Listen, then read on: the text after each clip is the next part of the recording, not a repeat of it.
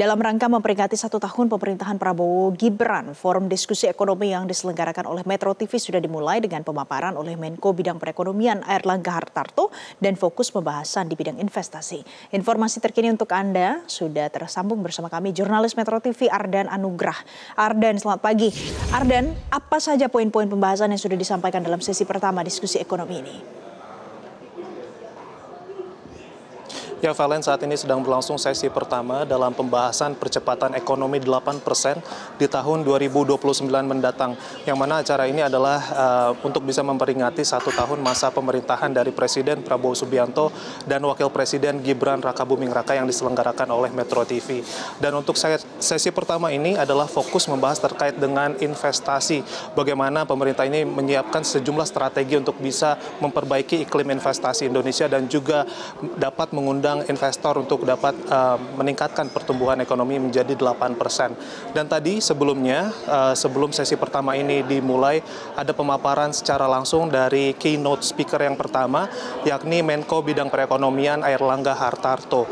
Tadi Airlangga sudah menyampaikan beberapa capaian ataupun juga apa yang akan dilakukan oleh pemerintah untuk bisa melakukan akselerasi percepatan ekonomi dengan target 8% di tahun 2029. Tadi yang pertama sekali disampaikan adalah berkaitan dengan pertumbuhan ekonomi. Airlangga menyatakan bahwa di tengah ketidakpastian global, diantaranya seperti perang antara Rusia, Ukraina, kemudian juga konflik di Timur Tengah, kemudian juga perang dagang antara Amerika dan juga China, ini kondisi ekonomi Indonesia tetap resilient, tetap terjaga. Data ini dibuktikan dengan rilis terbaru dari IMF yang memproyeksikan pertumbuhan ekonomi Indonesia di tahun 2025 justru meningkat.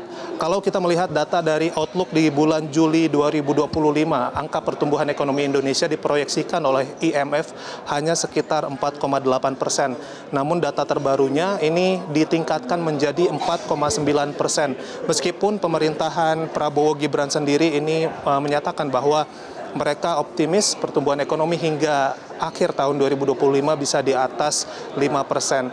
Dan juga tadi disampaikan juga dalam stabilitas ekonomi makro.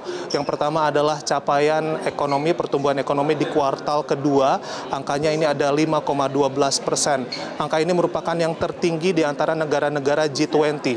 Dan kalau kita melihat juga di kuartal pertama, angka pertumbuhan ekonomi Indonesia ada di 4,87%.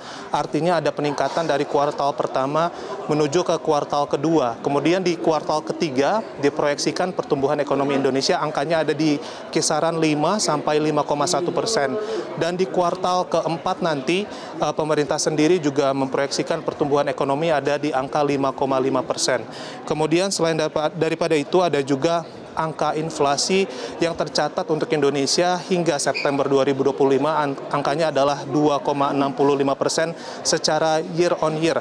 Artinya ini masih terjaga. Kemudian untuk defisit APBN tadi juga disampaikan oleh Airlangga bahwa angkanya masih dijaga di bawah 3%. Dan angka ini merupakan yang terendah di antara negara-negara G20. Dan sejalan dengan pembahasan di sesi pertama berkaitan dengan investasi, tadi Airlangga juga menyampaikan terkait bagaimana realisasi investasi pemerintahan Indonesia. Pada semester pertama di tahun 2025, realisasi investasi Indonesia sudah mencapai 942,9 triliun rupiah. Angka ini meningkat 13,6% secara year on year dan juga dari target realisasi di tahun 2025 angka investasi Indonesia sebanyak 1.905, artinya sudah sekitar 49,50% tercapai realisasi investasi di tahun ini. Dan juga tadi dengan investasi yang dicapai ini sudah berhasil menyerap tenaga kerja ini sebanyak 1.259 orang.